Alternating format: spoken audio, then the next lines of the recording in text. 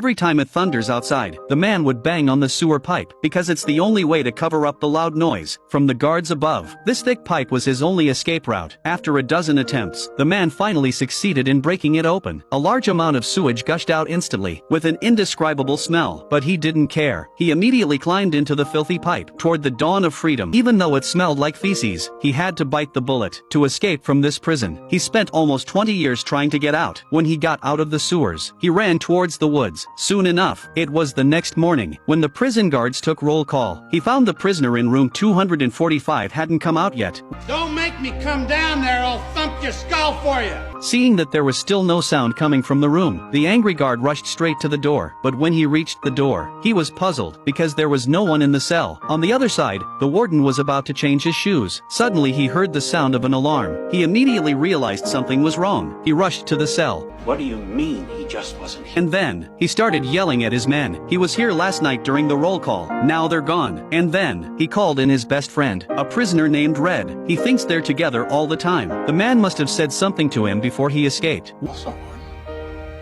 not a word. When he heard that, the warden became even more furious. Nothing like this had happened since this prison was built. He picked up a rock and threw it at the poster on the wall. But there was a strange echoing sound. He got closer and realized that the stone had gone right through the poster and made a small hole. He immediately realized what was happening. He quickly put his hand inside and ripped off the poster. There was a huge hole in the wall, leading straight to the outside of the prison. Everyone was shocked by this scene. When did the man dig such a passage? Immediately after, the prison guards started a large-scale search with their dogs, but after a day's work, they only found a worn-out hammer and a worn-out prison uniform. Even now, the guards still can't believe that he, alone and with a small hammer, he had dug such a long passage. Originally, the man just wanted to carve his name on the wall, but he found that the skin of the wall was easily chiseled off. He likes to study geology. He immediately understood the crux of the problem, that the prison hadn't been repaired for a long time. The cement on the wall had deteriorated through weathering. He instantly realized that this was an opportunity given by God. In the days that followed, as soon as the opportunity arose, he would start chiseling the wall. The posters on the wall were the perfect cover, and the cement he chiseled down. He would pour it out of his pants while looking out. And the hammer he asked Red to get for him. This man had been here for 20 years, except for the keys the guards can't get. He could get his hands on almost anything, but there's no way to avoid a prison raid. The man knew that if his secret was discovered, he knew that if his secret was found out, he would die. In order not to arouse suspicion, he pretended to be reading a book. When the warden came with his men, he tried his best to cooperate. He tried not to let them see that he was nervous, while the warden looked behind him. Even the edges of the chairs don't let their faces go. The man could only pray that they wouldn't tear the posters down. In the end, they searched for half a day. They didn't find anything out of the ordinary. At that moment, the warden, who had been silent, came in and took the Bible from the man's hand.